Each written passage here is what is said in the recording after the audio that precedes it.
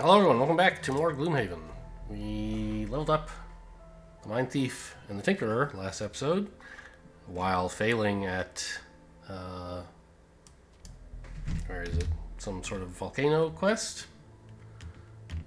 So kind of hard. We're gonna go buy some stuff. I know this city encounter. Give me a minute. I want to spend some gold. What is? Because Blink has a bunch of gold again. What does he want? Boots.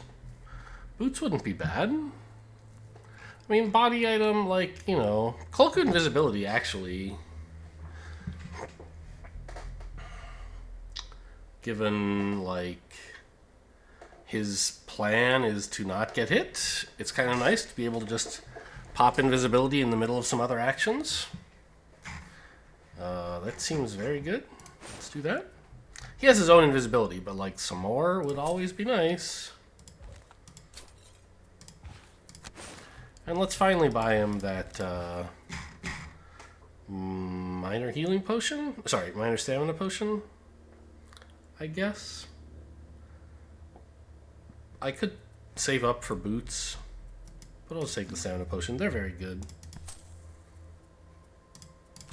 It says minor. I assume like eventually you unlock bigger stamina potions somehow. I've never done this.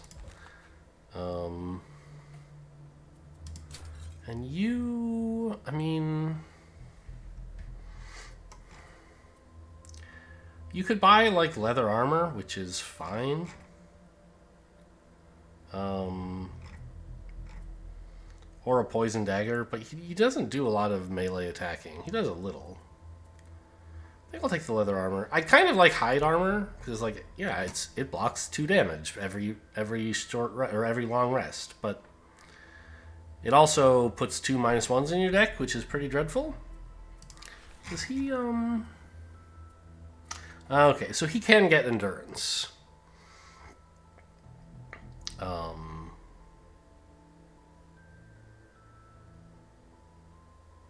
Which lets you buy things such as hide armor without adding the 2 -1s to the deck.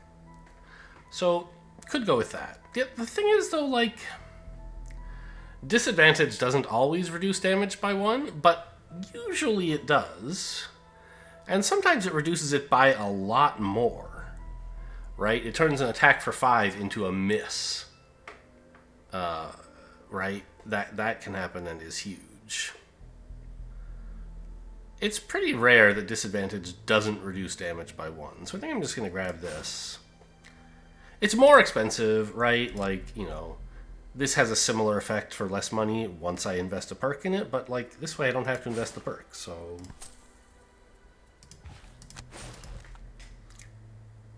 Okay, let's see what the city encounter is all about.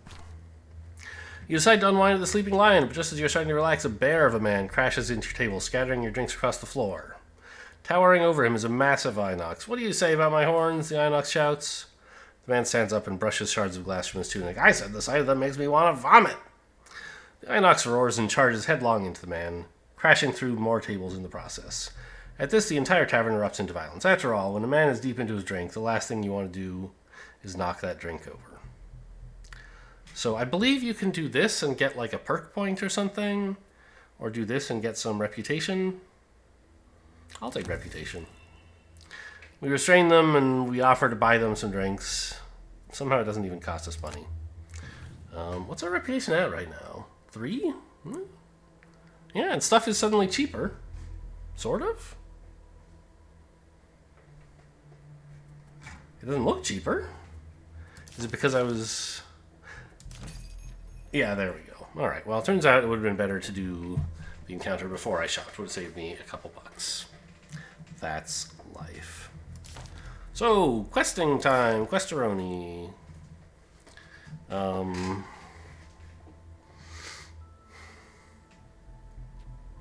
What do we have? Not the Magma Pit. Probably not the Temple of the Eclipse, right? This also looks hard. Crypt of the Damned. We could head in here, fight a bunch more dudes. We could go to the Inox encampment. This is just like some Inoxes, I guess. Kill 15 enemies. Sure. Let's do this one. Why fight evil when I could be part of a turf war? You've only just wandered off the main road in search of your destination when the ground begins to shift beneath your feet. What was once solid now gives way, and you find yourself falling down into a dark pit. You land 20 feet down, cushioned by the soil that fell with you. You stand up with alertness and look around, trying to get your bearings. You have fallen into a man-made cavern with some smooth stone walls and floors. This could be a trap or just some long-forgotten structure.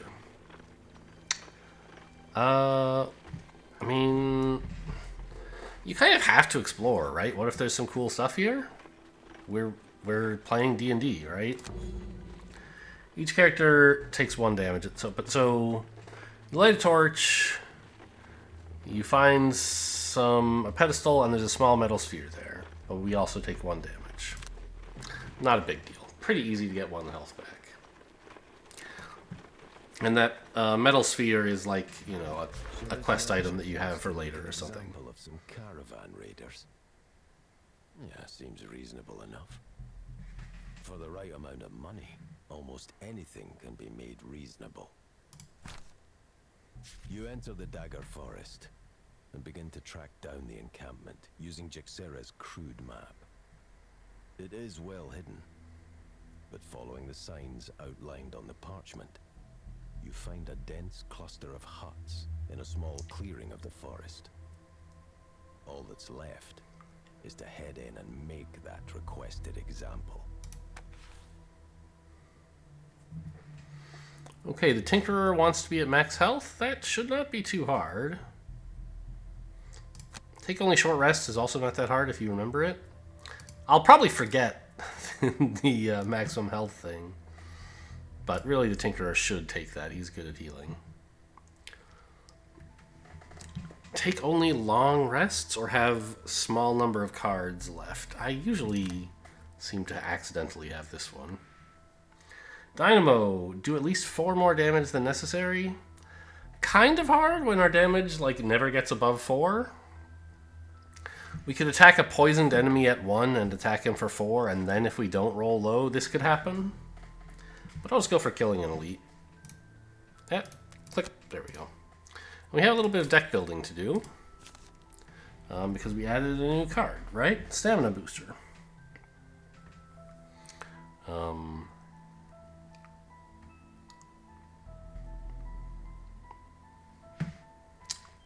You know, a nice heal and potentially some burn card management.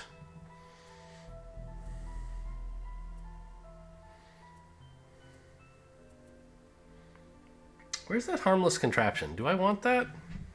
The bottom half of this is pretty good, actually.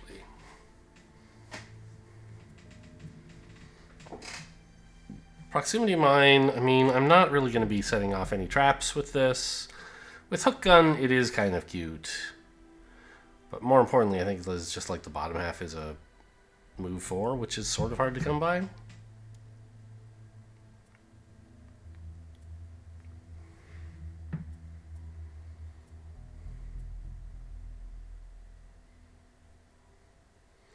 Let's cut the energizing tonic, because I don't know. I can eventually find an opportunity to use one side of this, maybe. But in the meantime, Stamina Booster will have done almost as much as the energizing tonic's top half multiple times. And then the bottom half is perfectly fine as well, when I decide to burn it. And you now have Hostile Takeover, which I absolutely want to put in. I'm not sure what I'm cutting here.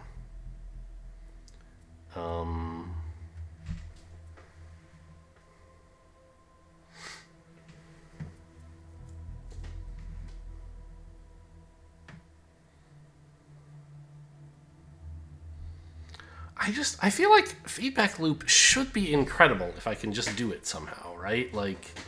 Having this effect on and having cards that have attacks on the bottom half, the Mind's Weakness, for example, you can attack 2 enemies and just have shield 2, and you're untouchable. That's an incredible way to tank with the Mind Thief. I mean, you're not untouchable. Obviously, they can attack for more, but not a lot more.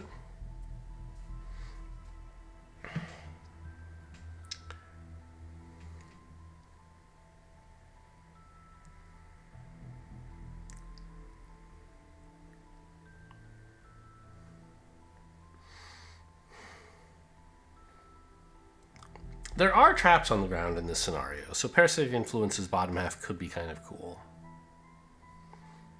I don't know. I could get rid of Empathetic Assault. I haven't used that so much. It's nice to just have a heal that you can throw in whenever.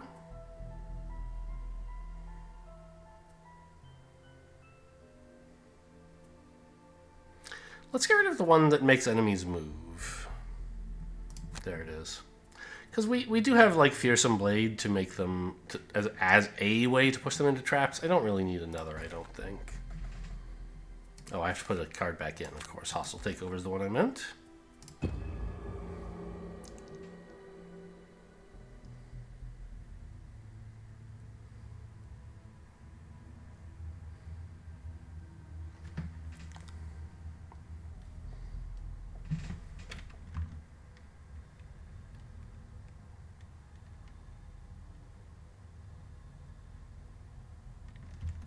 Hello? Any second now.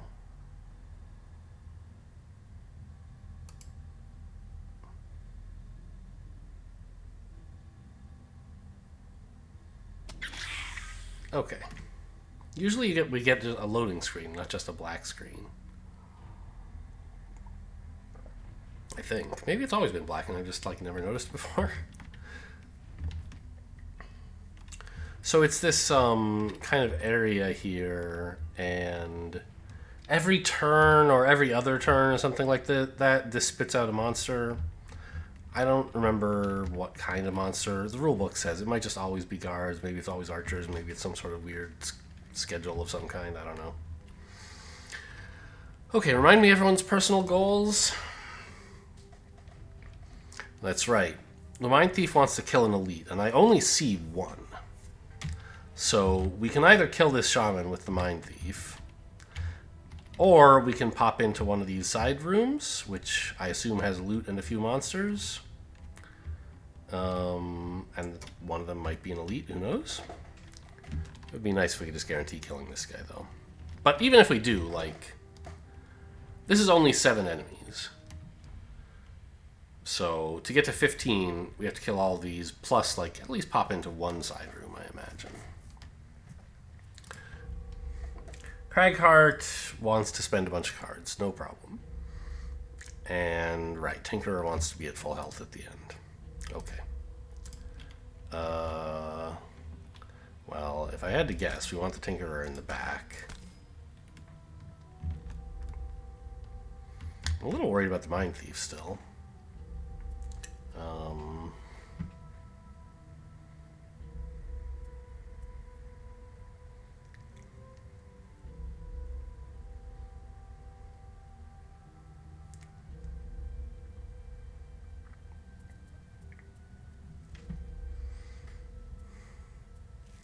Right, I'd like to get into some kind of useful mode with the Mind Thief's attack augments, and I still don't really know, like, is Feedback Loop actually any good as a shield producing thing? You know, do we need a tank? If so, I kind of want to wait until one of them's adjacent to the Mind Thief to use it.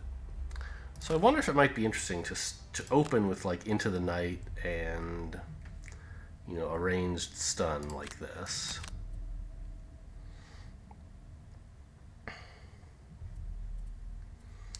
And then on the next turn, someone will be adjacent to the Mind Thief, presumably, and I can attack them twice with Feedback Loop and the Mind's Weakness or something, right?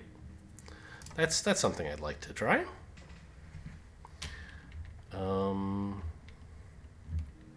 Cragheart. I mean, turning on Retaliate now seems pretty nice. We're about to get hit pretty hard.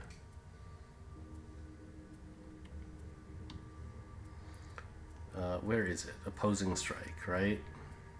Yeah.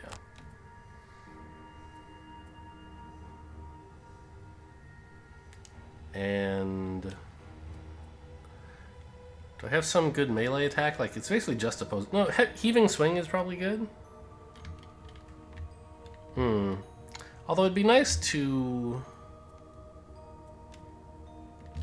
be in a position where I could push them into an obstacle, right?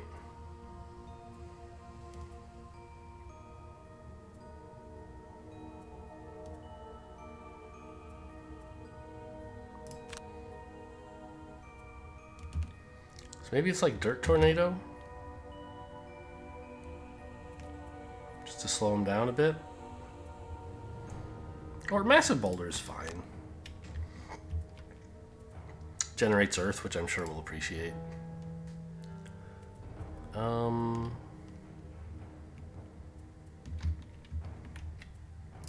We like Toxic Bolt. Poisoning people makes the Mind Thief happy, and is just generally a good way to get extra damage out there.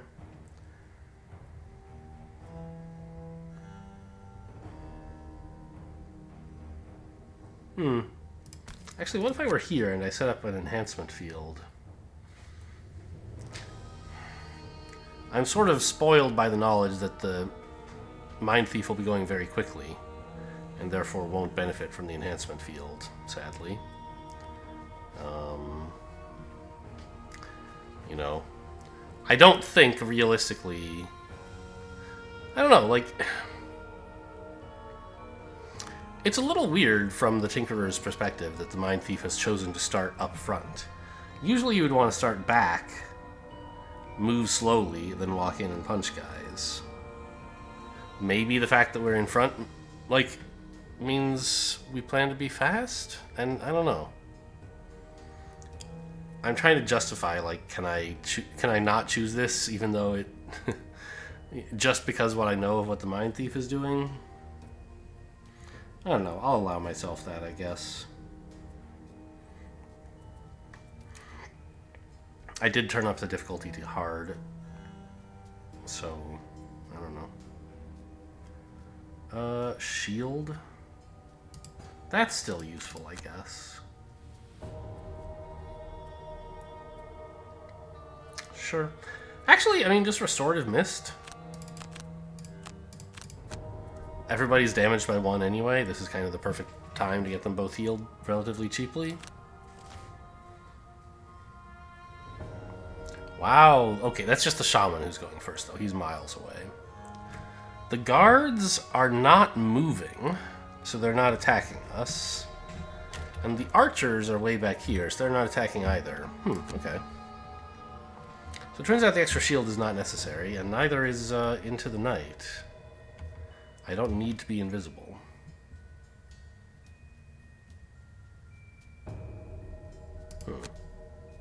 Oh, well, it's a good thing, because this was just a dumb plan. I was going to use the bottom half of both of these cards. I do that all the time.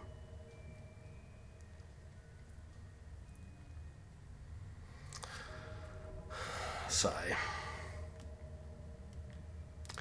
Well, I mean, becoming invisible is not useless.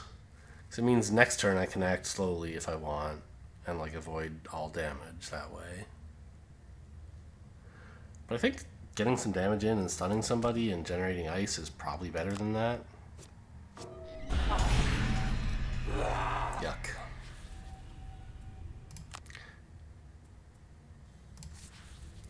I could pop the cloak already. It does not necessarily seem awful. But I think it'll be better later.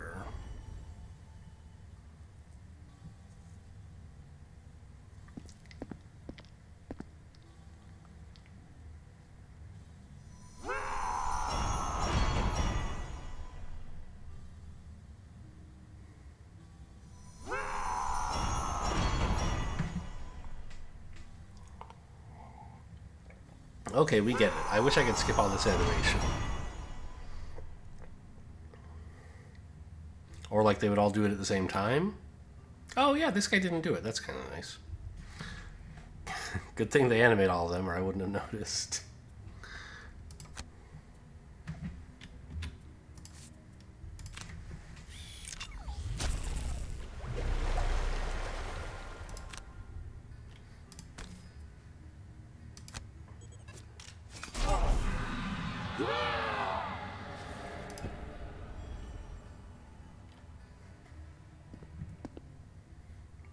These guys are pretty big. I guess they're just normal Inox archers, but they seem huge compared to bandit archers. I guess Inox are just like a big species.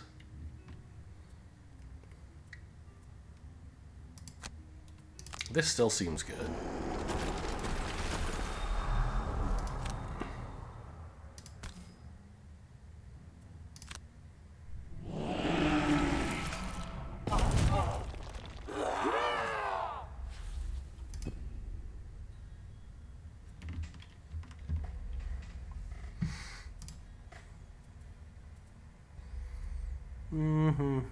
So we have this frigid apparition thing, which consumes ice. Is that our only ice consumer? I think it is, right? Yeah.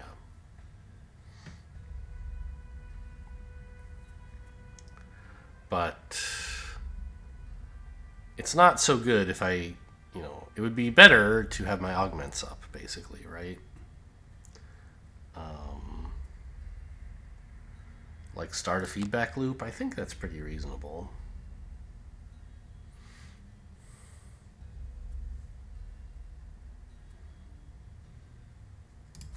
Maybe scurry in first. And what are you doing with your earth? Attacking and immobilizing at range is pretty good.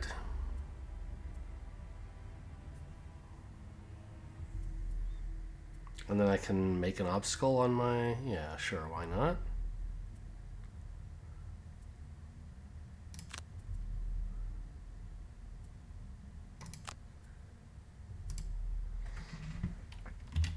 So you now have like a stun gun. Stun shot, I guess. Seems nice. And anything else useful? Let's just shield up.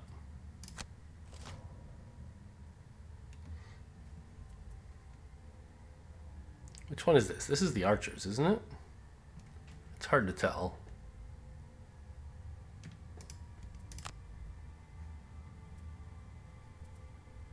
Nope, this is the guard. Okay, so they're acting early, which means they're going to be shielded. But they're still not moving. Wow, hello.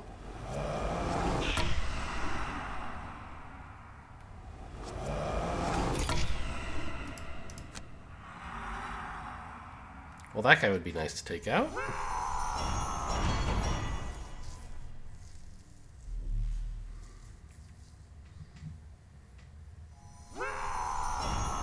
And our shield aura is not helping at all, sadly.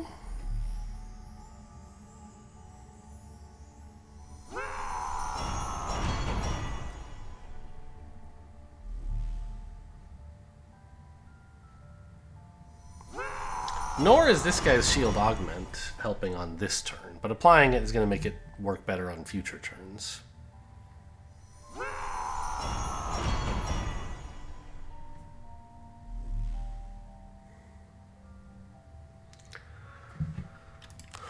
So stunning the shaman seems pretty good. I don't like this guy very much. Seems like a fine time to use the goggles, I guess.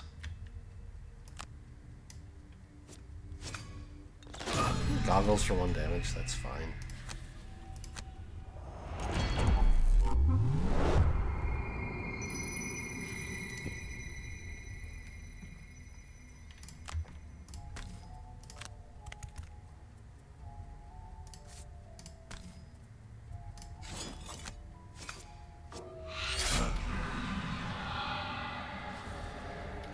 Attacking for 0 is kind of a bummer.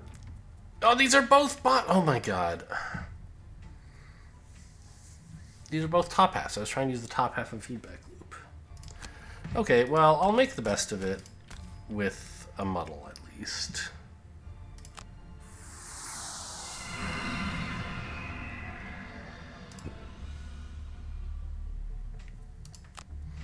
And let's immobilize someone over here, I guess. Because they're the ones who aren't muddled.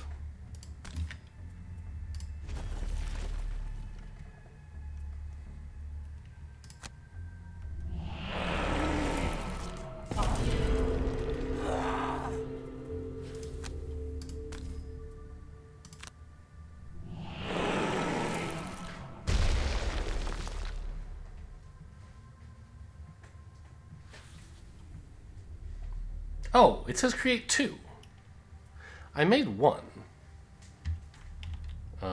Which I actually thought that wouldn't be allowed. So when I clicked once and hit confirm, I thought I was only allowed to make 1. And then when it resolved, I was like, wait a minute, doesn't it say make 2? And it does. And now I think, wait, I shouldn't have been allowed to make just 1. Should say up to 2, right? I kind of do want to, though. Like, I want to restart the round. It feels pretty bad to do this at the end of the round. But, like, obstacles here and here would be pretty cool, right? What did we all do this round? Stun and flamethrower. I guess I could maybe replay these cards because I was confused about them. I played them both top half. It's kind of hard to do that though now that I've seen their actions without like seriously cheating.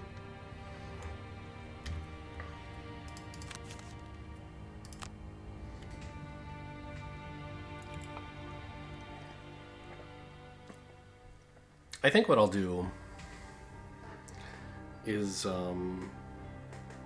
well, no, sticking with that was fine, I guess. The muddle is an okay outcome from those cards. But I wish I had played a different attack, one that... No, because I played the Scurry to get there, so I don't know. I think it was okay. So this was Stun Shot and... Oh, the, like, stamina boost. No, the one that gave us shields. What is that? There it is. You played Scurry and Feedback Loop. By the way, we should be allowed to decide the order of these, in case it matters, but the game is deciding for us. And you played Clod and Avalanche. Okay, now we have to wait through the whole enemy turn of all these guys going, Yar! Clang, clang, 4 times.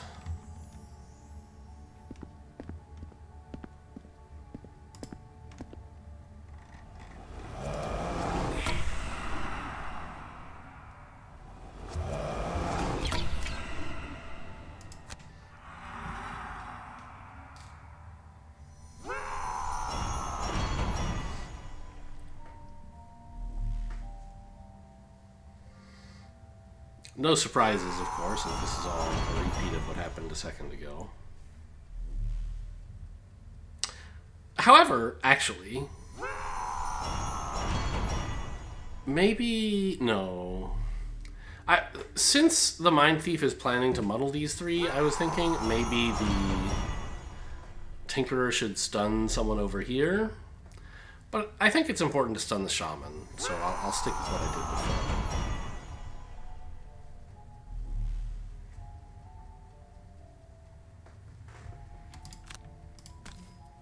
I used the goggles, right? Yeah, and it gave me a +1 instead of a 0.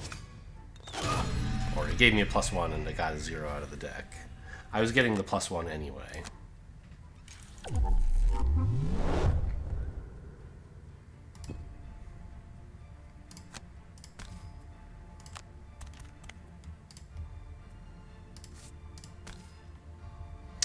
Although, given that I'm only attacking for 1... No, right. The reason I didn't want to attack this guy is because he's retaliating. He has the poison, but I hope to just kill him in the future, and I want to get poison on this guy, yes. There are many reasons this play is correct.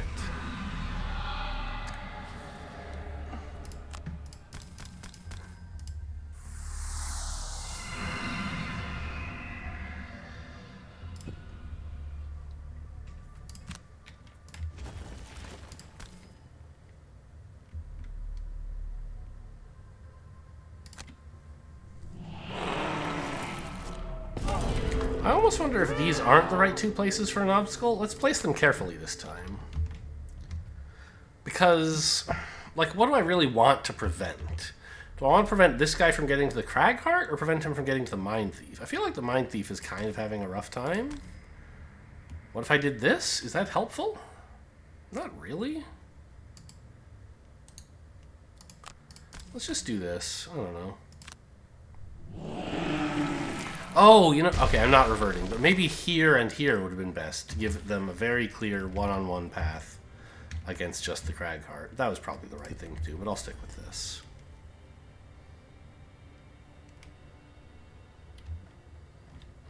Okay, so it's spawning a guard every turn, it looks like. Well, we're certainly not killing a guard every turn yet, so that's a problem.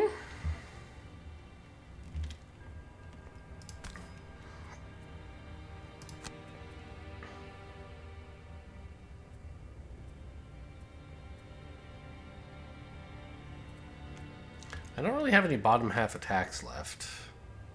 Also, I spent my... God, I did everything wrong in this combat with the Mind Thief. I tried to play the bottom half of 2 cards, then I tried to play the top half of 2 cards. I don't know why it's so hard for me. I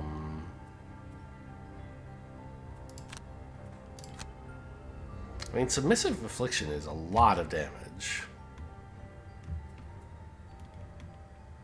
But I think we want to get the Mind's Weakness up, I guess.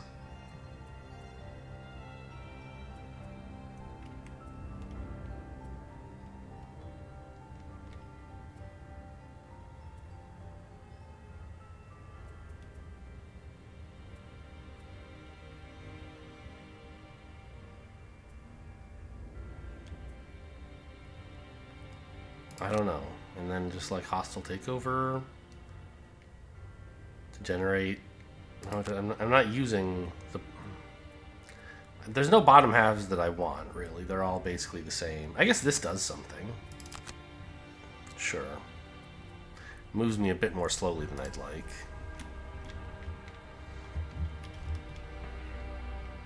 I have to get the Crag Heart into this area. Ooh, Dirt Tornado. Somehow I still haven't used that. Although these guys are already muddled, so this is the wrong time for it.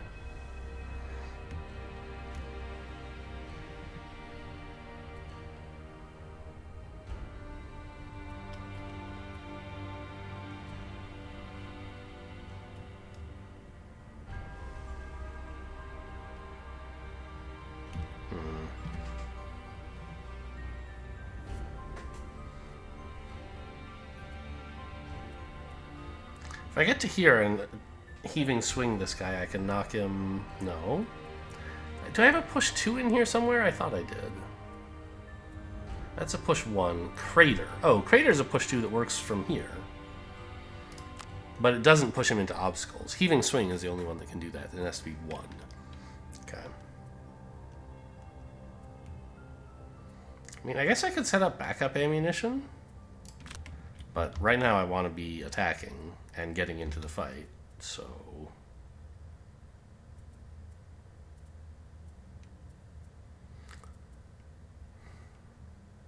So this affects all allies. It doesn't affect the Crag Heart, so if okay.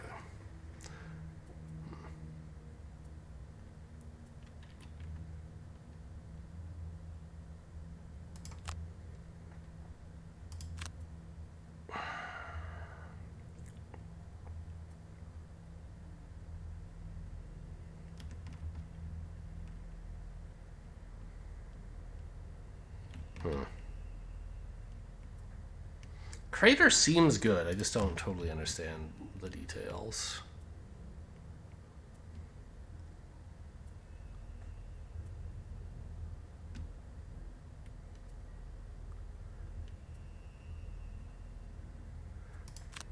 And maybe just play a rock tunnel as move 2 to get here.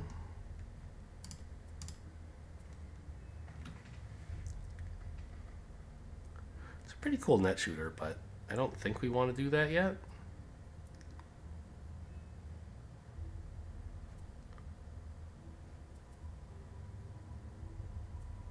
If we want to restore all allies discarded cards, not yet. I have a hook gun. Is that any good?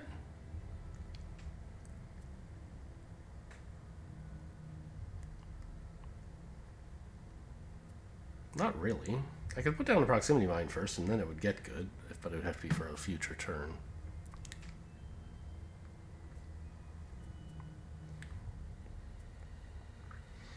Someone needs to figure out what we're doing about these archers, but I'm not prepared to do that yet.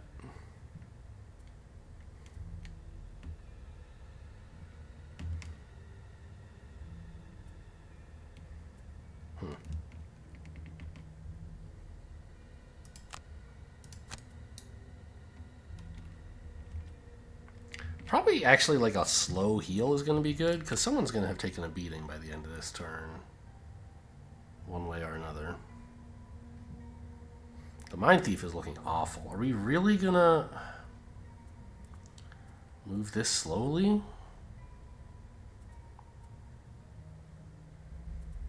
Well, it might be before the guards. You never know.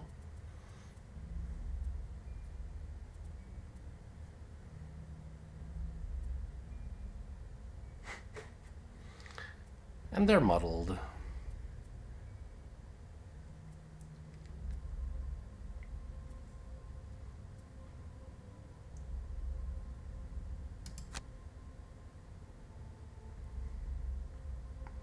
This flamethrower is not going to do anything.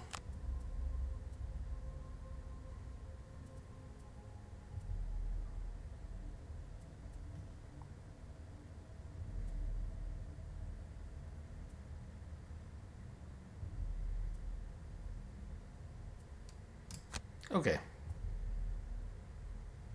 We'll just use that as a... Oh no, I'm using this bottom half for move. I see. So I can play a top half move like Reinvigorating Elixir. Did I say top half move? Meant top half heal. And we actually... No, we're going after the guards, but before the shaman, weirdly.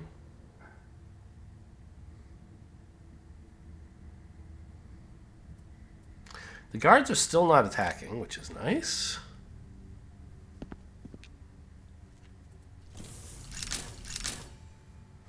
I love seeing those traps. I have a few ways to get people to walk into them.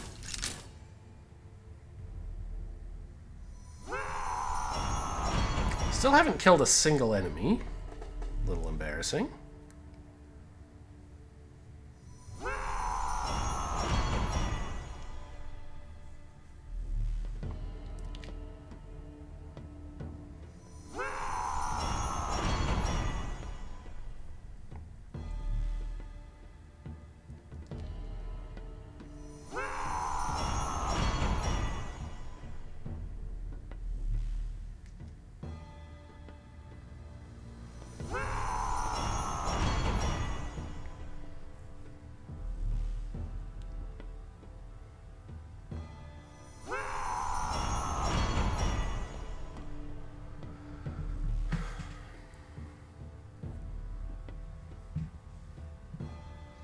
Okay, so we wanted to crater somebody. And it's looking like now that there are traps lying around, cratering you into that trap would be great, right?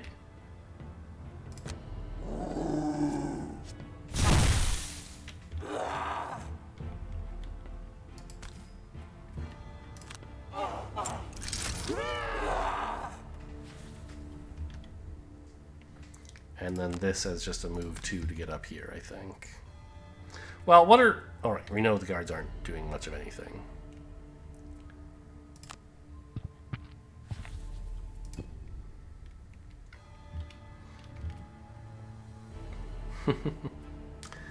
I see.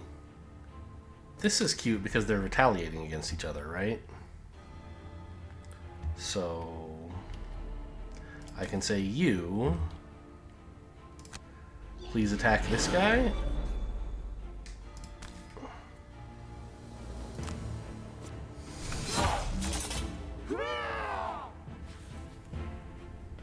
What? Hello? Retaliate. Attackers in range. That was an attacker. I'm going to have to look that one up. That should absolutely work as far as I can tell from the rules here.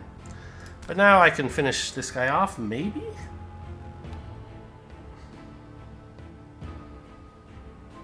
Why did it say attack 3? Oh, this is the mind's weakness. Yeah, that's going to kill him.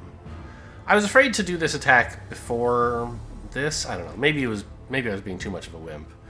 But I didn't want to, like, fail to kill this guy and get retaliated on. That's probably silly because we have a heal just lying around, but now you can heal yourself.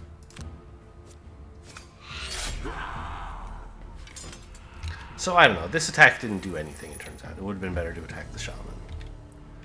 But I don't think I knew that.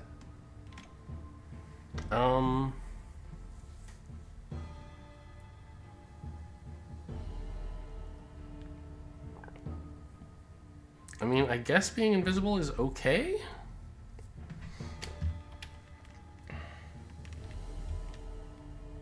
Yeah? This looks like about the time for the archers to get here.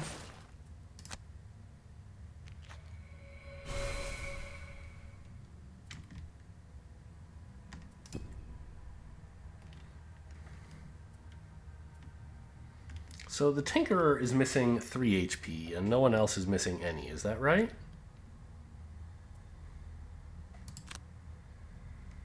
So I guess I'll just... Well, I mean... Is this such a bad time to use this? The Mind Thief could pick up a lot of cards. And I could just summon a decoy? Sure, why not? Nope, doesn't work because I'm not adjacent to the Mind Thief. Okay.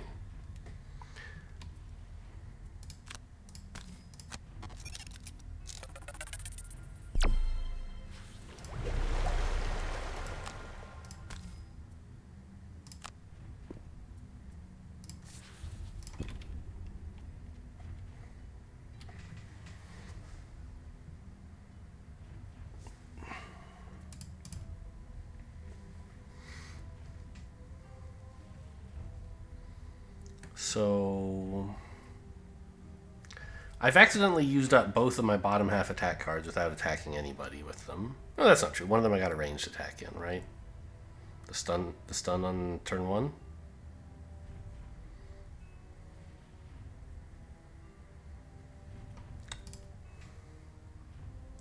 Now I do have Heaving Swing here, which I could use maybe to push this guy into an obstacle somehow. It wouldn't be hard, right? I could just move out here and punch him. But I'm worried about all these archers.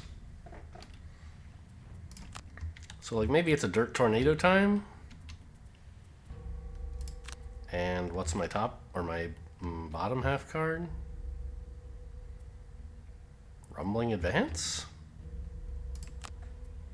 Not bad, right? Or maybe I'm already where I want to be and I should use the bottom half of Heaving Swing instead.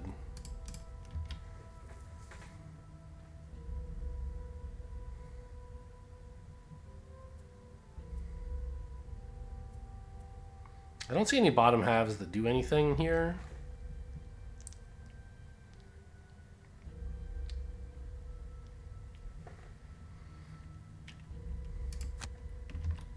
Let's immobilize this guy.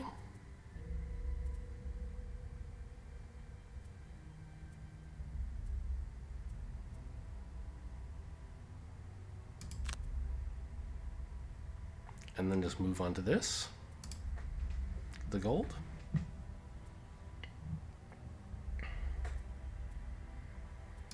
Immobilize also seems good.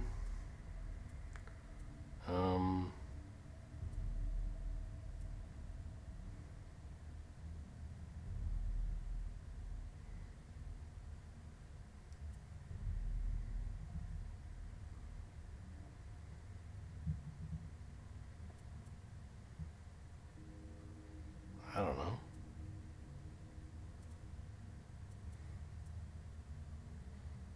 Wait, why did I take Net Shooter? It immobilizes, but not like usefully. Okay. I don't want to burn the top half, and the bottom half doesn't really work.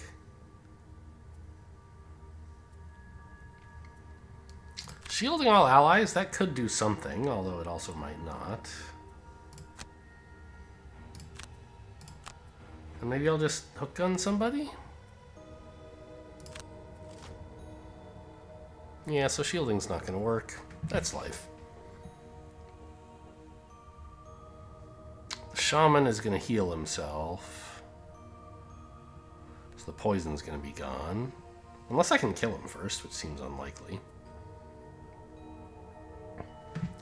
The archers move to attack at range 2, so they can't really reach anybody.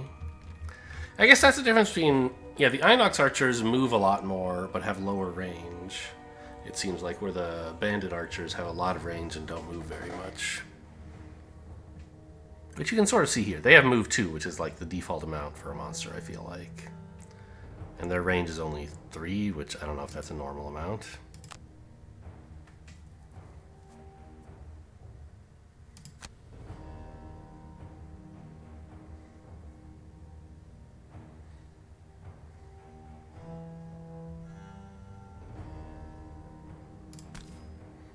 Oh, and the guards? What are they doing? That's sort of important. They're finally... Ah, they have the ranged attack. Huh. Okay, so immobilizing them doesn't matter that much. But... hang on. This thing has a huge range. I could immobilize this guy. Although I guess he can't reach us anyway. Still, it would be nice if he didn't get closer, wouldn't it? I'm also like, what if I burned this card? Just to get a bottom half attack that's useful. I could probably just take out this shaman before he heals himself, right? Attack for 6 and then for 4? And he's poisoned? Sorry, why did I say 6? This is only 2. It would be 5. After the poison. And then again 5 after the poison, right? So it stands a decent chance of killing the shaman, which I rather like.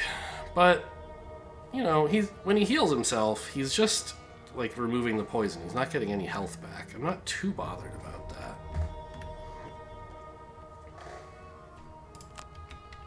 But it's that or doing 0 damage to him. And 0 is not a lot.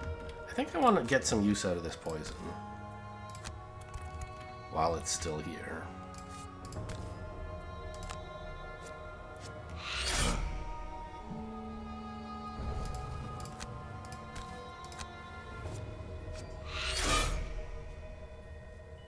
Oh, I forgot. I was invisible. Yeah.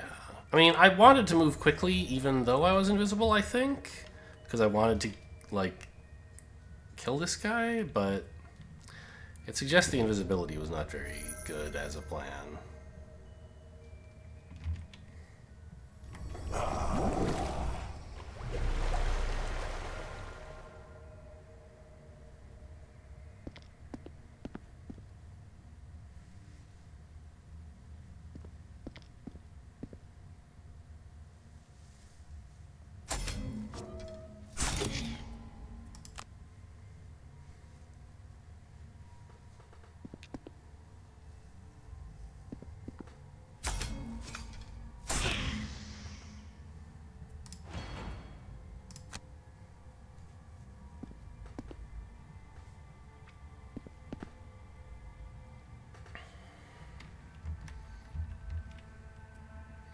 So there's my lovely shield 1, haha.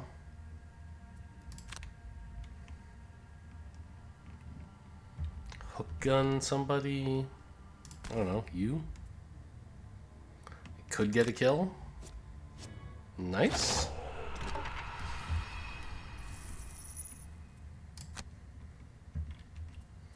I might step up here. It gets the gold, it makes some progress towards the back of the room, and the Tinker is not mortified to be attacked once or twice.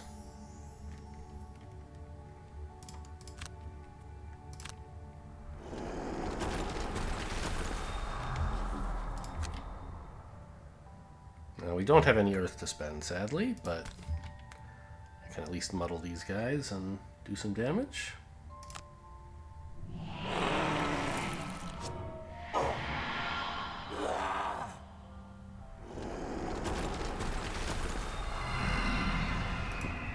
So, slow progress, but we also have a lot of cards left to work with. So I don't feel like we're way behind track, behind schedule.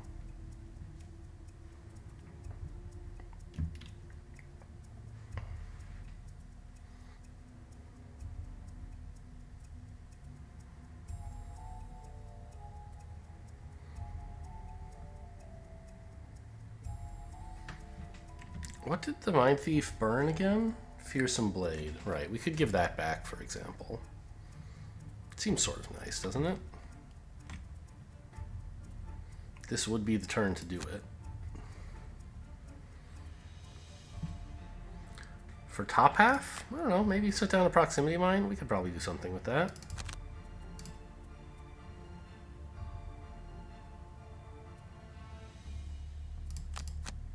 Those cards seem pretty self-explanatory.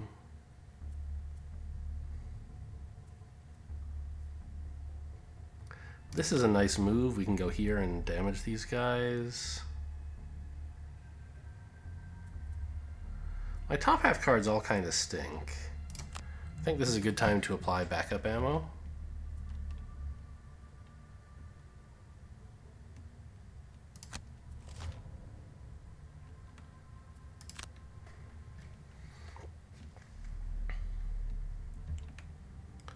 So in order to get the effect from the Tinkerer, I have to stay adjacent because the Tinkerer is not moving.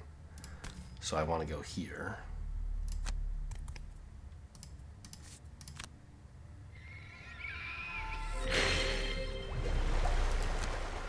And I don't get my stun, but I do get a nice chunky attack here.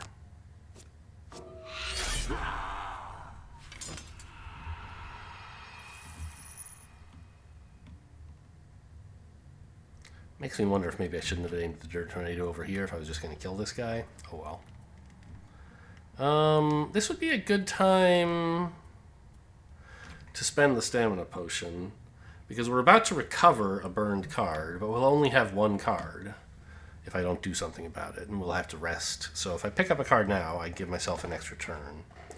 What do I want together with Fearsome Blade? I don't know, a cool bottom half card, ideally.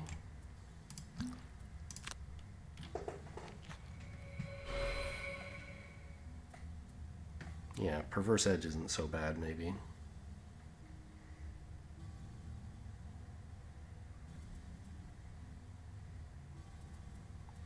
Well, but I want something that lets me move.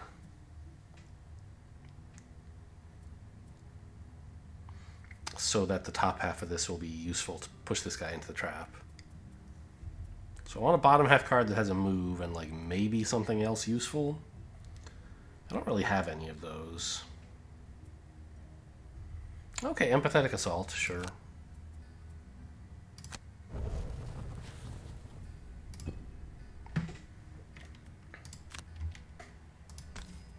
What are these guys even doing?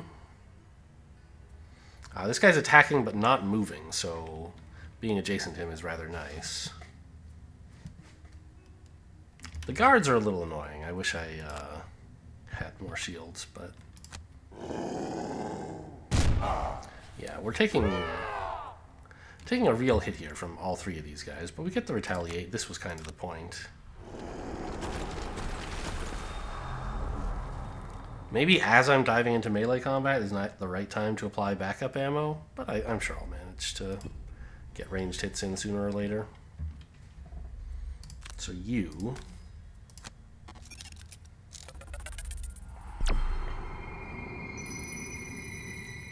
I said I would want... yeah, well, that's the only burned card, so there you go.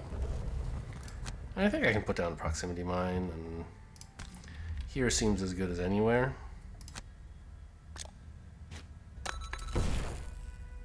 I can hook gun this guy into it, for example.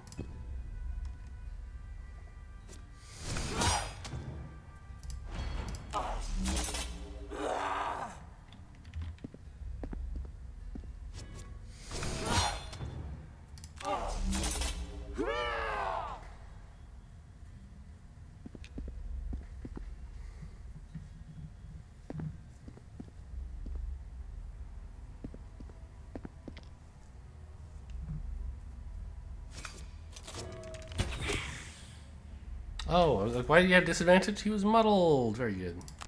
From the Dirt Tornado. This guy has disadvantage because he's adjacent.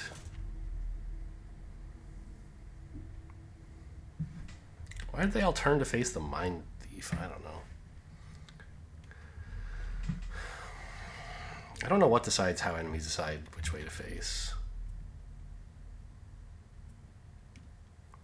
I think we can short rest here. I don't really want to play these cards, and there's some stuff in my discard pile I do want to play. I like Stun Shot, but there's plenty of cards I like in here, right? What I want right now is the Hook Gun. And something fast and healy to go with it. So, preferably bottom half, though.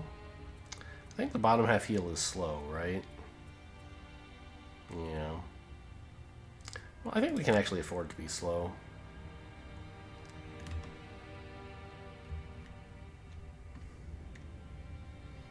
No, maybe not. I can delay that heal, I guess.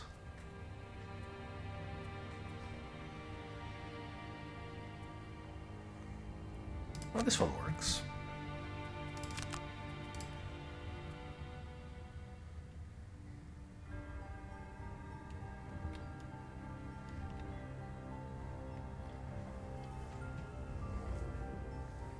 You're healing yourself.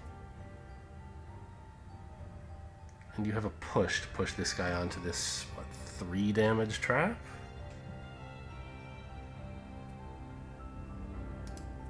Okay. You basically have to short rest. Long is just too greedy. Fine. And this should be a great upheaval. Because he's completely surrounded. It might leave the Tinkerer with not such a great enemy to pull onto this hook trap. Or proximity mine. But, you know, we don't know about that. So we should do it. And it's still, I think, going to be a decent trap. I kind of like just healing myself, actually. Yeah. Okay, the guards are just shielding. The archers... Well, hopefully they're both dead, so I'm not too worried about it, I guess.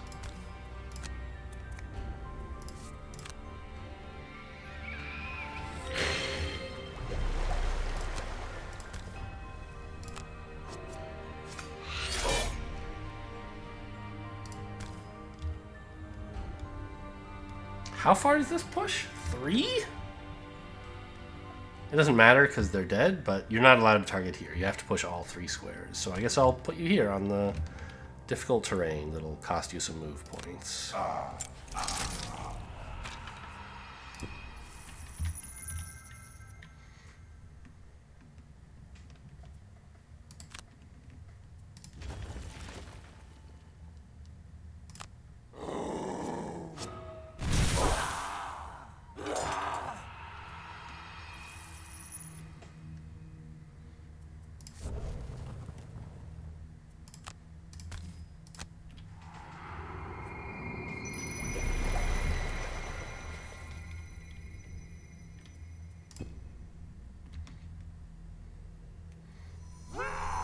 And as predicted, it's still a fine drag this guy onto our proximity mine turn.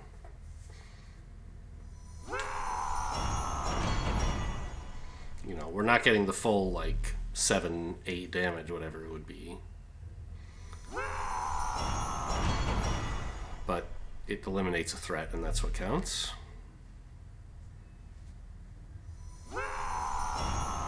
I'm rolling my eyes at these guys. I'm glad they keep drawing this card. It's not helpful for them. But the animation gets tiresome.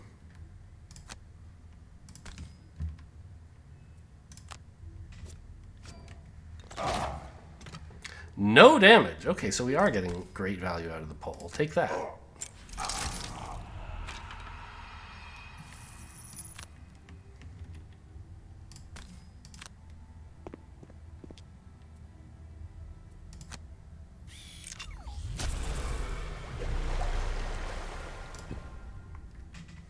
And the characters are all doing pretty well, and we've sort of stemmed the tide a bit. We now have all the reinforcements we've put off dealing with. but we dealt with the initial influx of more powerful enemies.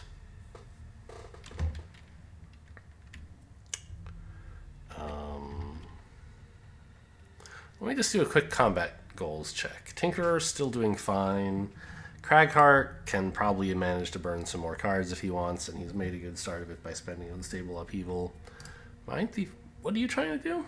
Kill an elite. Well, failed on that one. There should be one behind this door, though.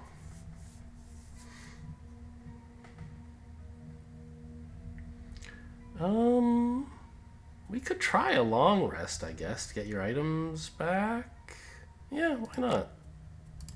These guys are pretty far away. They might not hit you. Or they might.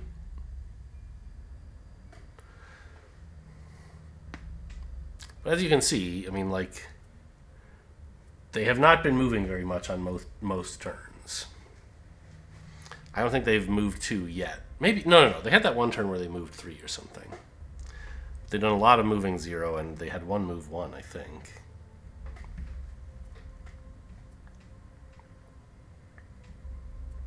So I'd like to move quickly here. And heaving swing this guy into a boulder? Or a, well, whatever this... A crate, I guess? A table? It's a crate maybe being used as a table?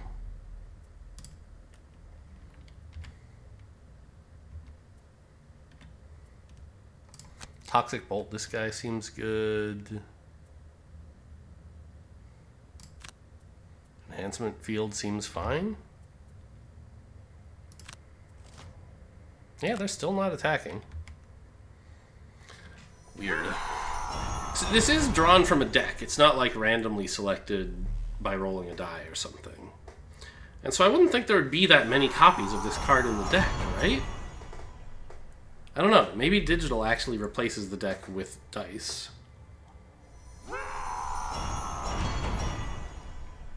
I don't know why they would do that. Like, if they wanted a repeatable effect, they could have specified dice. It's not that hard. But instead, they shipped like thousands and thousands of decks of cards with the game. So you would think we would not be seeing the same thing so much. Okay, well, fair enough.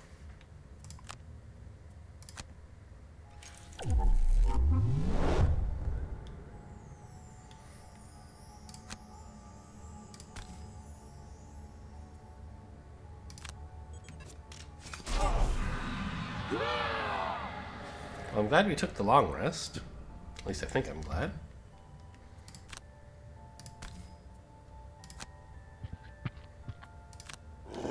So even if we punch this guy for 0, we still kill him, because this does 1, and Heaving Swing is going to do another 1, even if this rolls a 0. Haha. I hate it! That +2 cost me the experience. I could have pushed this guy into the crate and gotten experience. Ugh, disgusting. And now, of course, the +2 is out of my deck. Okay, Burning Mind Thief's first card. Great pace.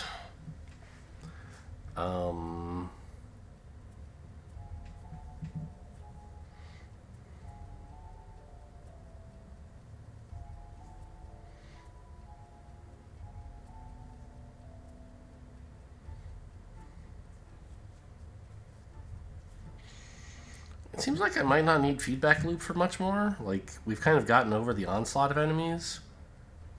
On the other hand, what am I doing about these two? I mean, I guess I'm shooting them with stuff like Perverse Edge, basically, right? And Hostile Takeover. Yeah.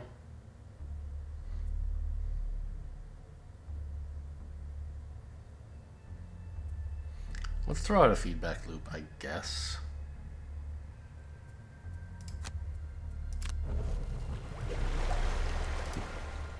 I don't know, it's...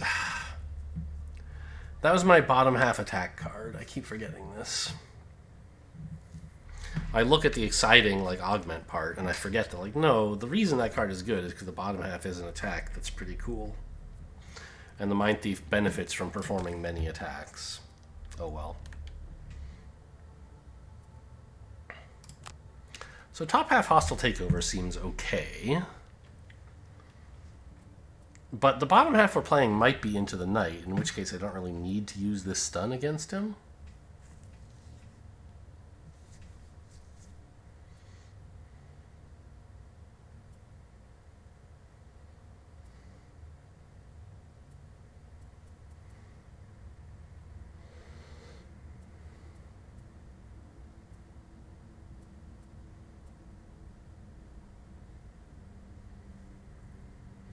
I don't know. I like generating some XP and immobilizing somebody.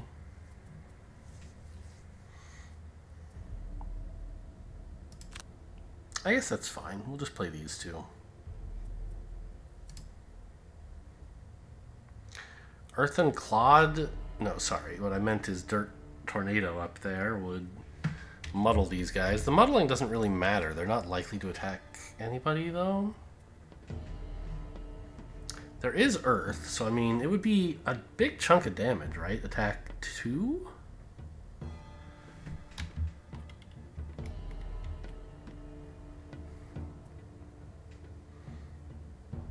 Actually, I have backup ammunition, right? Have I been forgetting to use that? No, I haven't taken any more ranged attacks since applying it somehow. So, okay, that's cool.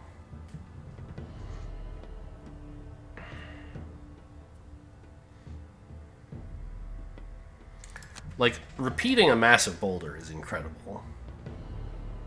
Yeah, I like that.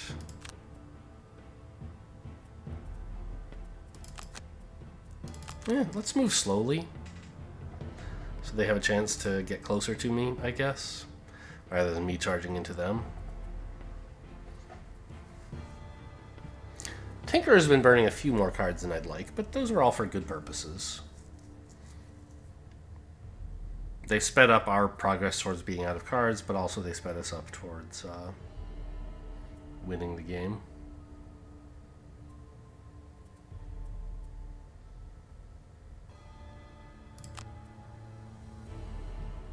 I don't know. Heal, heal.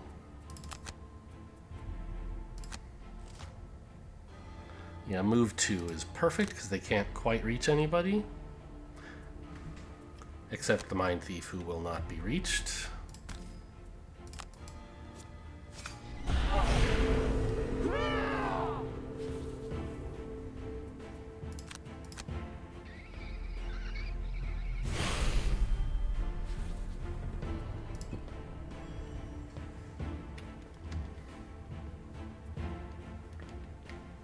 So you need 2 HP, right? And you need 3? Well, I got just what the doctor ordered on that account.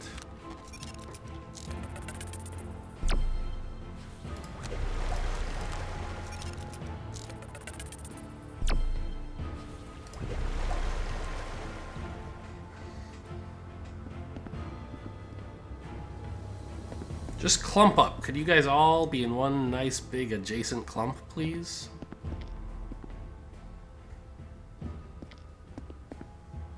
Oh, interesting. He's going after the Tinkerer.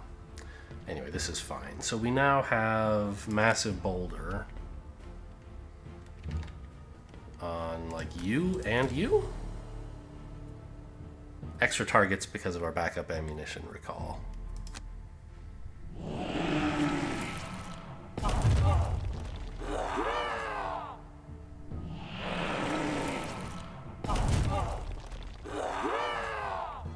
They didn't like that very much.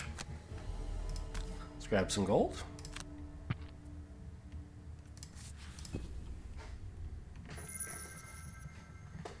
So we're already at 8, right? If we just kill everyone at on the screen, we'll have gotten there. I mean, there's only 6 guys on the screen, but by the time we finish killing everyone on the screen, there'll be more enemies on the screen, and then this will be enough to get our objective. We don't actually have to go into any side rooms, it looks like.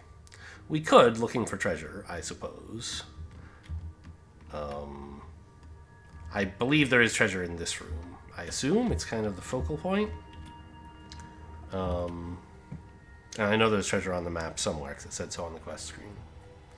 But I don't think I've ever opened this door.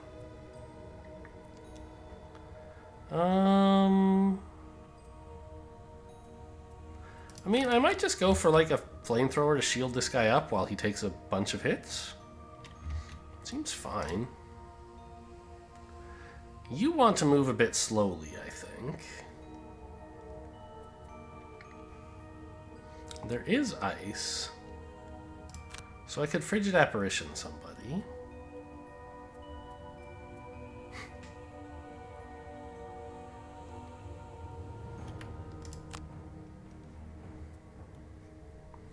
Can't really move very slowly while doing that. I'll do my best. Cragheart, I'm sure playing these two cards is fine somehow. Wow, we're before all of them. Exciting news. Maybe not great for the Mind Thief.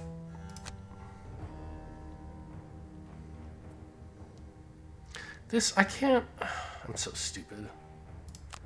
I was trying to play this to shield up. I don't know, man.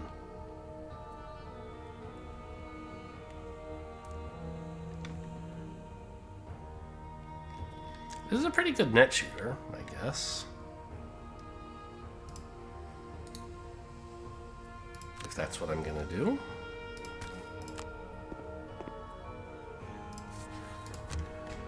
It's better to do this than have a turn spent doing nothing, I think.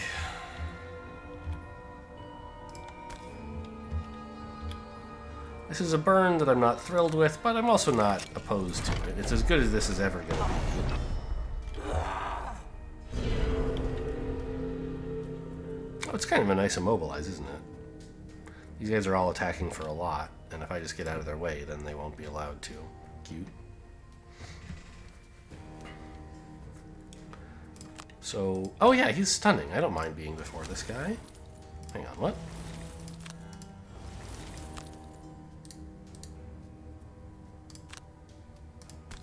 Oh, I see. I was like, when I clicked this, it took away the dagger, which makes no sense. But I'm apparently required to retarget when I have an element. So what I'm supposed to do, use the element, click this guy, click the dagger.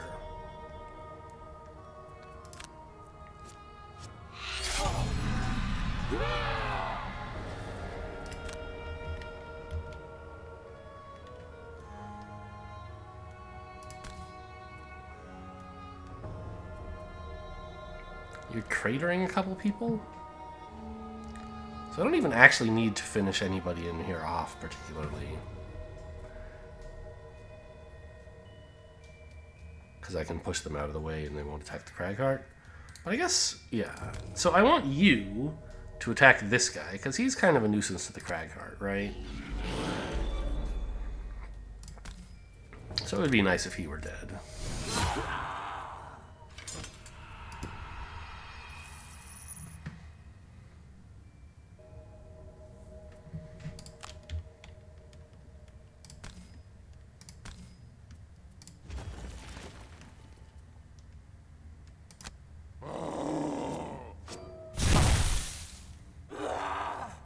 Wow, that was stinky.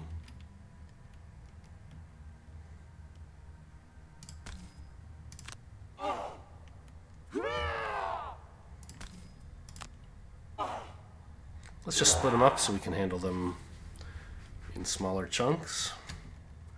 And then I think not moving is the appropriate thing to do. I could come up here maybe. Get a little closer to these guys. He's immobilized, so he can't get me.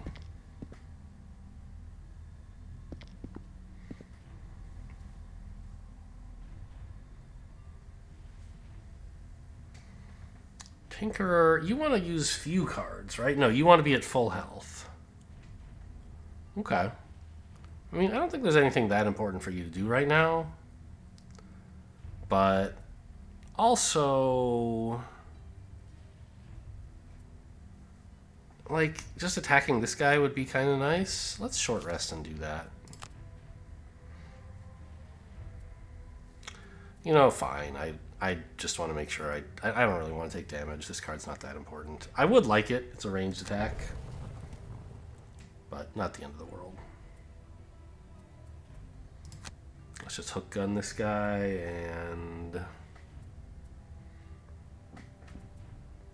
Well, no. I guess Toxic Bolt him. I want to save the poison. Maybe I can poison this guy. Can I get away with that?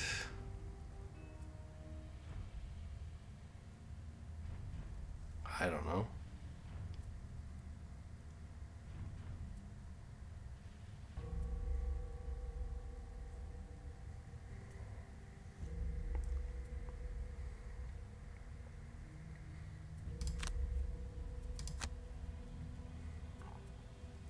I probably can, right?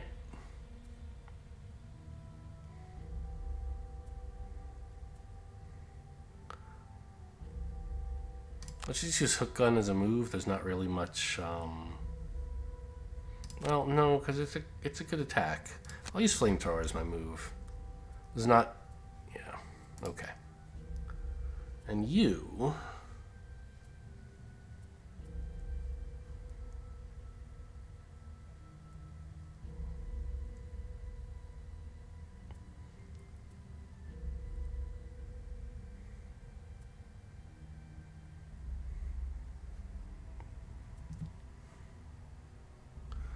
Perverse Edge stunning this guy and something else attacking this guy.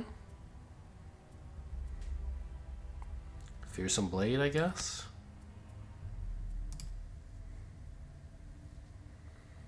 You probably out of short rest. Sure. All a long rest would do really is get back his shield, and I'd rather just kill these guys.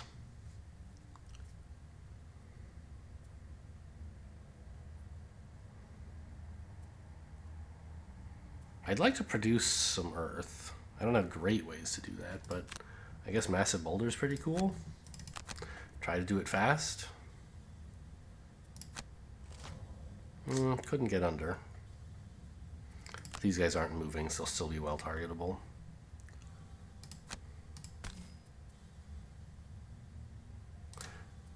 I guess attack this guy first, just in case something weird makes me change my mind. Okay, it didn't.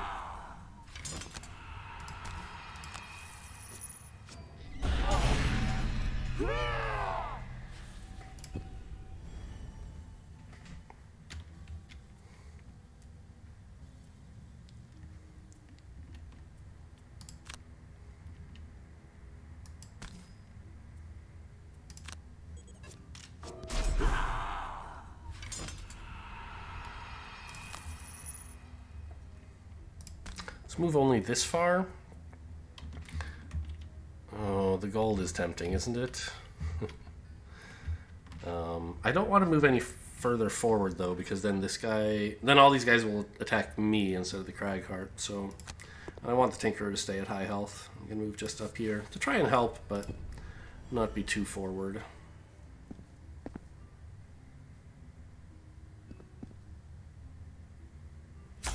Oh, it's attacking me instead of doing nothing for those two. Yeah, that's a fair point. That's a lot of damage.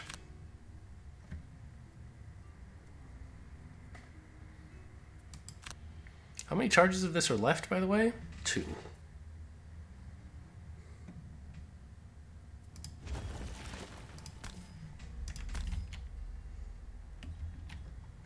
Oh, you're at 2, huh? Oh, this isn't even the one that damages adjacent enemies. Am I... What? Did I just use that or something?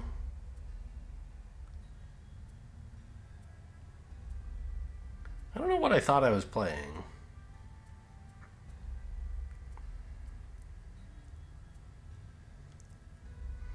Don't I have one that makes adjacent enemies suffer something? Massive Boulder. Oh, I'm just targeting the wrong one. Okay.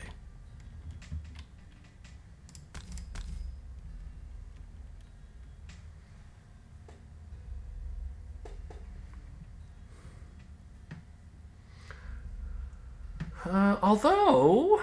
This might actually be better.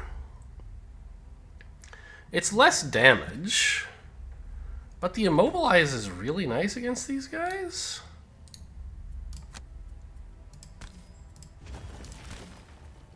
Right?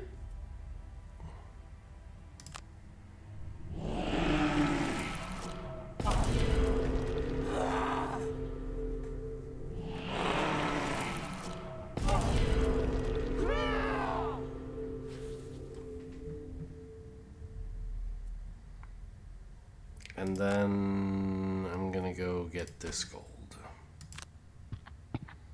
If you don't want it, I'll take it.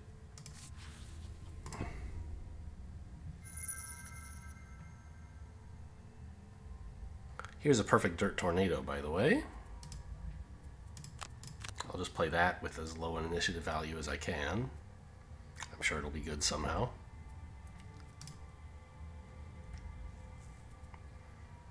I'll just play these two cards with a low initiative value. Again, I'm sure that'll be good somehow.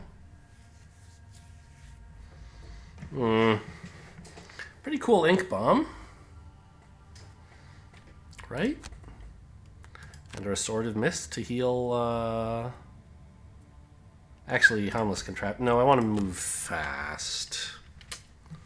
Okay, so I get slightly worse healing here, but ink bombing these guys is pretty cool. Before they get a chance to get out of formation. Although, like, what are the odds, right? I don't know. If they draw an attack 1, this guy would move out of formation. Sorry, a move 1. If they move 0, they'll stay in formation. And if they move 2, they'll get back into formation around here, right? So, I don't know. But also if they draw shield up, then this is worse. I just want to make sure I target all the enemies, I think. So let's play the slightly weaker heal to get the better initiative value. Still not fast enough, but okay, they're not moving. What am I doing with these cards? I played them just because I had them, but I didn't really think about the details.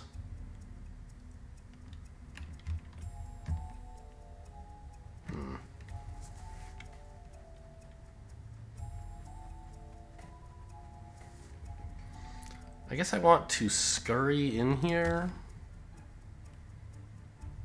and poke him? Maybe? Maybe not.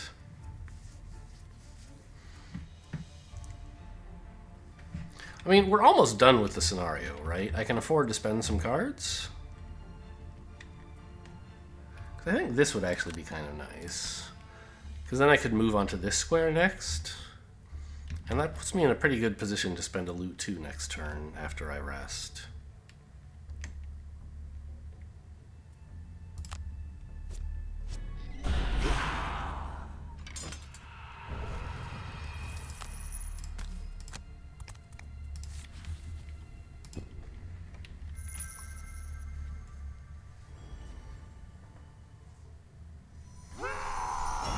It's actually, well, it's a mix of good and bad that they went before me here, because I'm not going to do as much damage, but the muddle won't be wasted. And this big attack, I think, is mostly about the muddle, right? Dirt Tornado.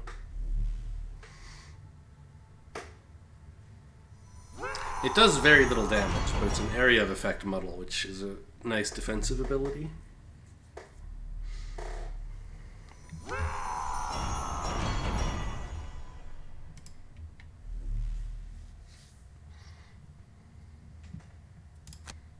Of course, we do get the ink bomb as well, so maybe... Ah, here's my chance to use the dagger, or the bow. Nice. Ignore their shields. Cool. I'm gonna grab this gold. I feel I can afford it.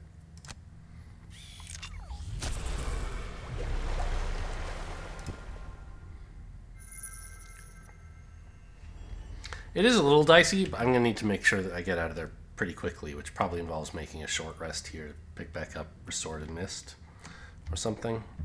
Toxic Bolt. Well, presumably both of them, but maybe not. Because I don't want the Tinkerer getting hurt at the end of this fight.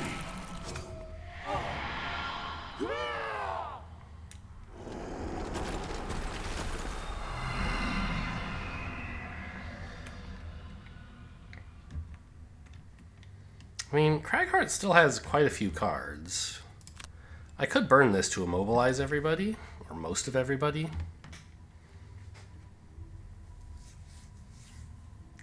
And also get to here, so that yeah, I think this is kind of a fun idea.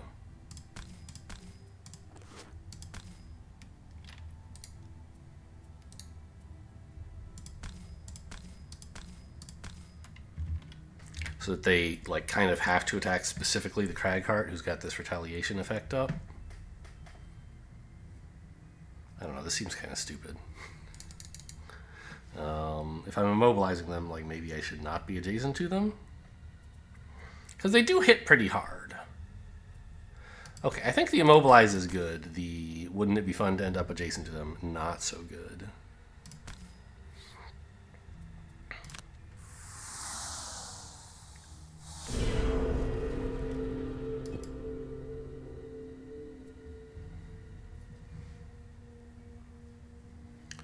And we're going to short rest here, as predicted, to pick back up. Okay, I would have liked to keep that card. That's the best card to play right now. Oh well, I don't want to take the damage. I'm also like getting a little bit nervous that I don't quite have enough gas to even finish these guys. And that maybe I shouldn't have decided on a loot 2 down here just to pick up 2 stinking gold piles. Oh, 3. Well.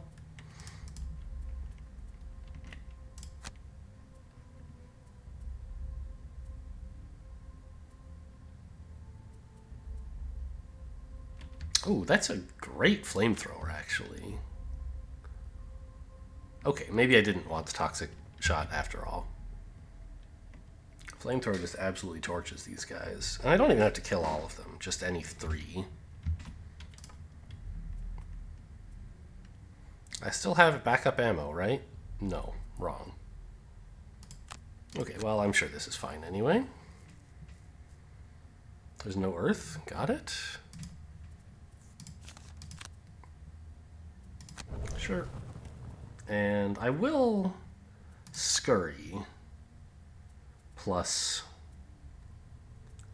I see. I was going to play like, oh, I'm going to play Scurry for move and my burn 2, loot 2, my burn, loot 2, but sadly those are the same card. There's nothing I can play on top half that really does anything, right? I could just loot 1 and miss this card. I have a top half loot 1. Maybe that's what I'm supposed to do. Not miss this card, miss this gold.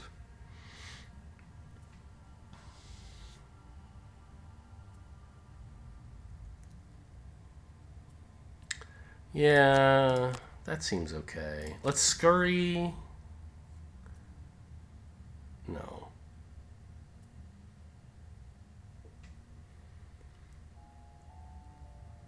Yeah, let's use scurry and hostile takeover, I guess. Scurry here, hostile takeover one of the enemies, and then plan into the night to loot later. Well, if I'm using scurry to move, why don't I just use something else to move? Like, this one's not that great, right? Okay.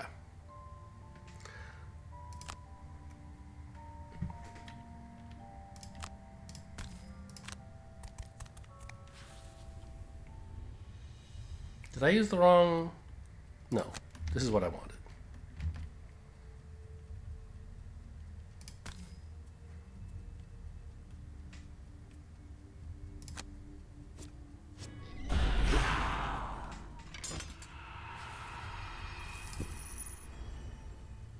We may not get another turn, actually.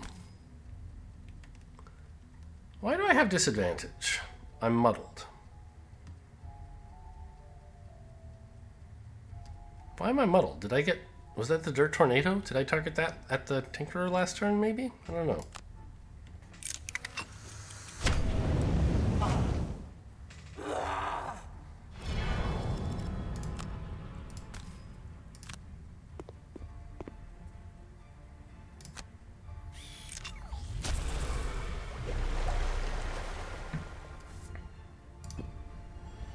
Sadly, this one is going to get targeted.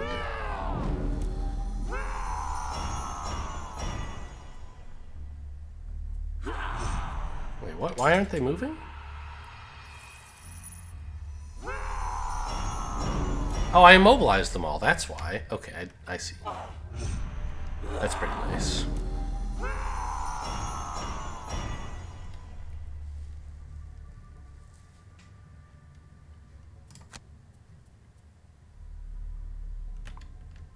Do I want to win the scenario this turn?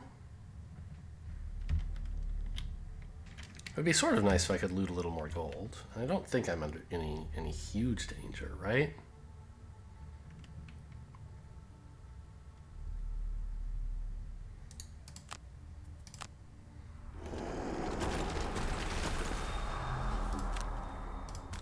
I'll go for max damage though. If I happen to roll a +1 in this scenario, oh well, that's life.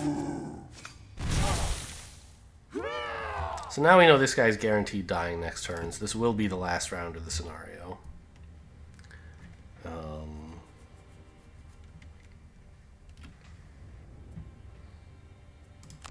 I just want the Tinkerer to run away. How's everyone else doing? We never did get the elite, obviously.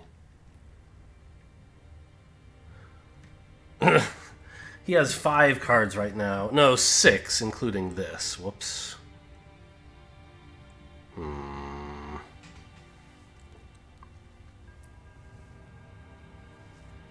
So he rests, he's down to 5. Can I burn 2 cards? Is that possible?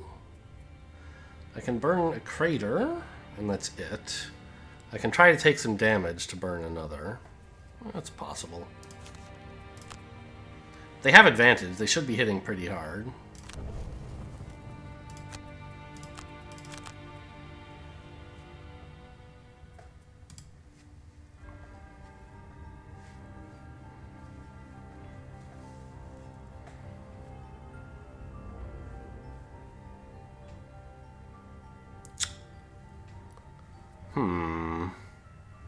I don't like that the Cragheart... No. The Cragheart's going to be the focus for all of these enemies. No one's going to attack the Tinkerer. This guy would, but he's dead. Okay. So we wanted that Scurry, I guess. And I want to play it slowly, I think. So that in case this guy dies, I get his gold. Okay.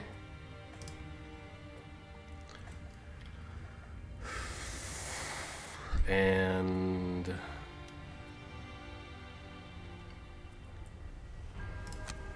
I guess Harmless Contraption makes XP. Great. No, not great. They're not attacking, so the Cragheart can't lose HP.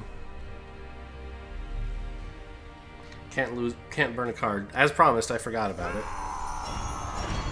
I said usually if you're ahead enough you can just stall. Well, I put myself in a position where I can't stall, so tough luck on that one.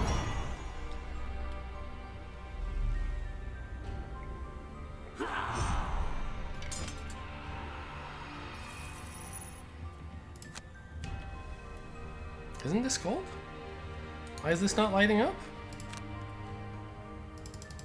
Weird? Okay, it got picked up. Oh, I could stun somebody, but there's no one nearby.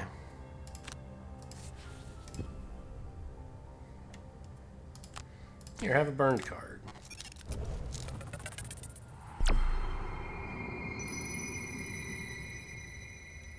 Oh, a discarded card, excuse me. Did I actually get XP for that? Yes. As an ally may. They chose not to. Haha.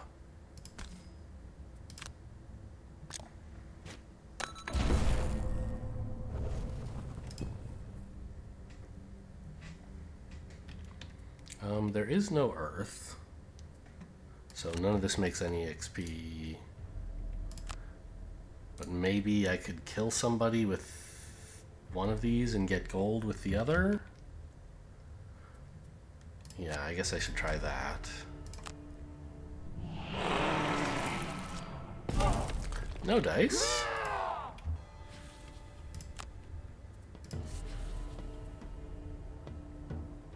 I thought I also played cards that could burn here. No, I just said that was something I could do. And then I didn't do it? Or... I'm not sure. No, I don't know.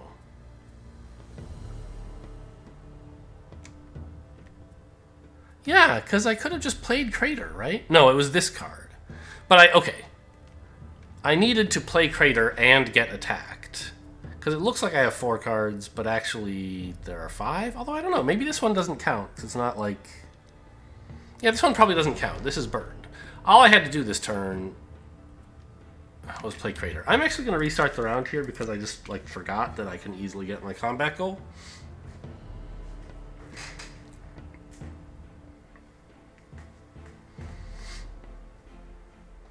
And this is not... I mean, okay... In some sense, it's influenced by my enemy's choice of actions, but not really.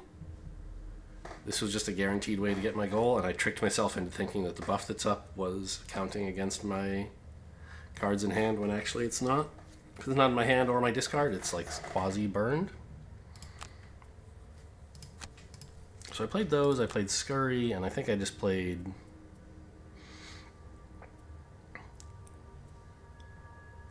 this, right, yeah.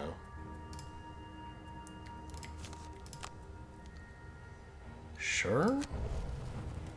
I just need to play the Crater and burn it. And then anything else. This is a move for... Is there anything about this that matters? I don't think so.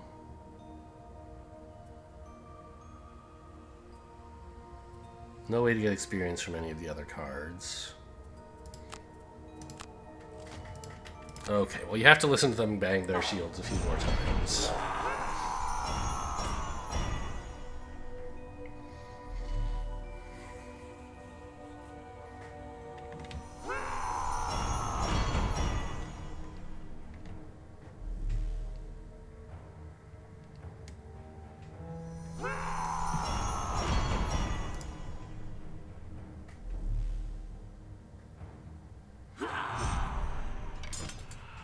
Are these all 3 gold? Looks like they are. Alright, so once again, we loot. And we pass on the attack. The Tinkerer says, here you go, have some stuff. Oh no, it's not... It's not doing nothing. They did pick up cards, it just now shows them. These two... Well, I don't know. Like, it picked up Frigid Apparition, and I don't know. Anyway, picking up their discard cards, it did something. Doesn't matter whether it did something, but actually it did.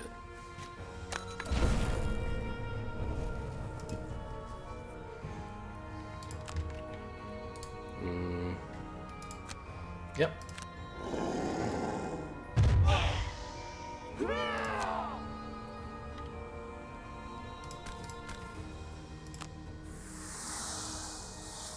I don't think moving through him actually matters there, but seems classy.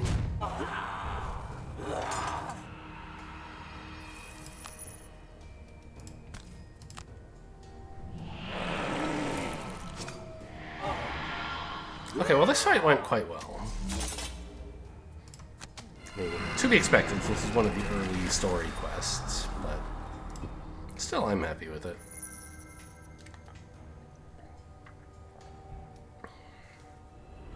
Running through the forest, fleeing the smell of burning flesh, you now find more than enough opportunity to contemplate your actions. And did we all get our combat goals? No, that's right. We missed killing an elite. The Cragheart was doing the most damage, but the Mind Thief was getting the kills, which, whatever, fair enough. Cragheart tanked, which is what we wanted. We did a bunch of healing, very nice.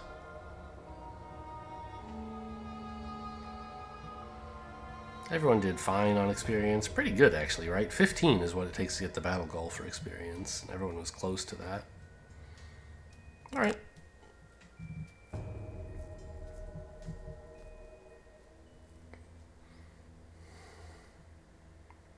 And now we have to listen to some moralizing as we return for our quest reward. And we don't say anything, but the look on our face just makes me look guilty. And it's just, I don't know, the writing, man.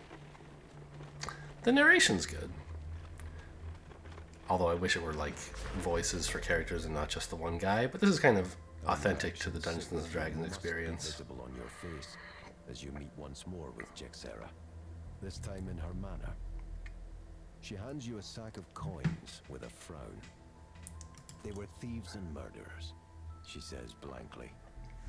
They deserved what you gave them, and that is all I will say of the matter.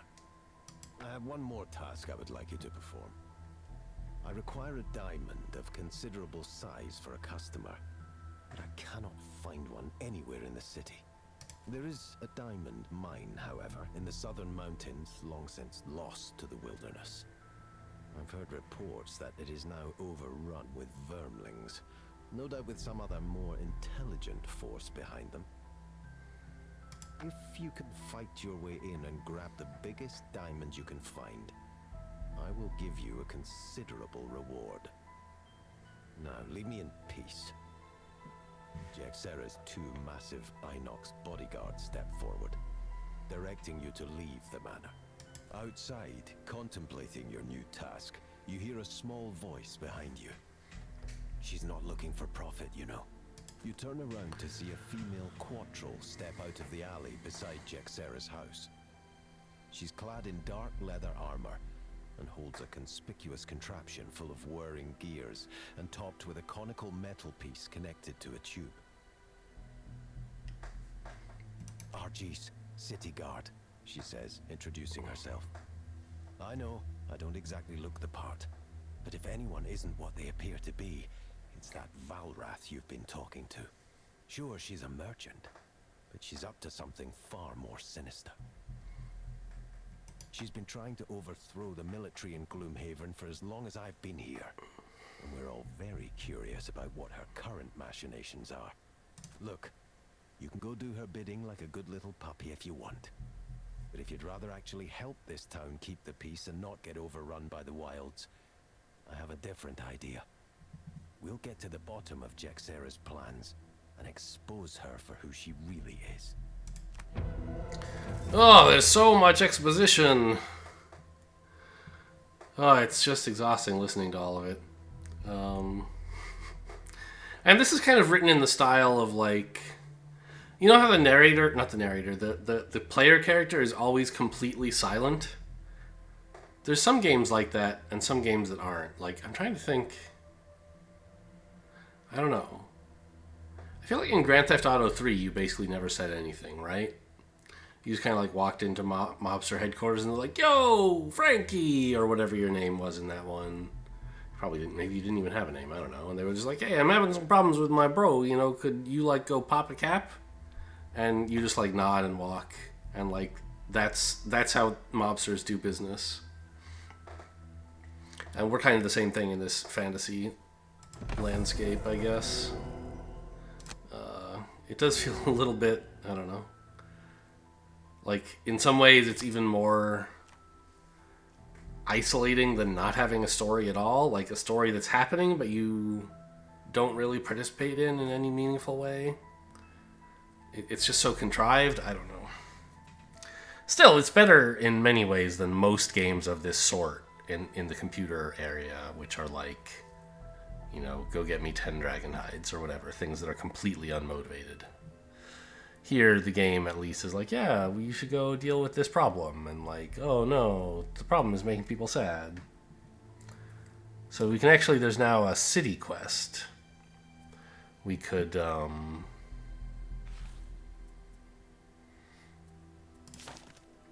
instead of going outside of Gloomhaven, we could go to Jexera's warehouse and fight her. It's a thing we could do. But I'm just going to level up the crag cart and get out of here. Explosive Punch. Destroy an obstacle, attack 4, target all enemies adjacent to the obstacle as a burn card. Fine. Attack 4 is a lot, and it's AoE. Pretty cool. Sentient Growth. Attack 2, range 3.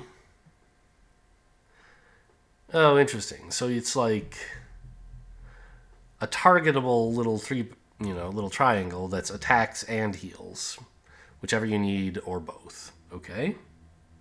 And the bottom half is move, heal allies, attack enemies. Cute. I mean, I'm going for the Explosive Punch. I gotta get this obstacle thing going or I'm not a real Cragheart.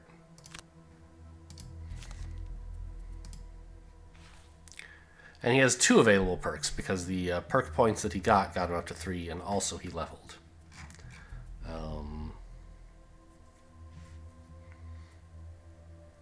I mean, generating Earth is, I assume, generally nice for him.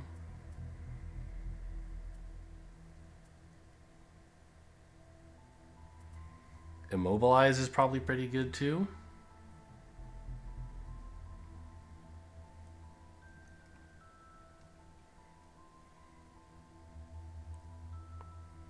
Okay. So let's put the Immobilize in and put in a Verdant. That's it for today's Gloomhaven installation. Thanks for watching, and I'll see you next time.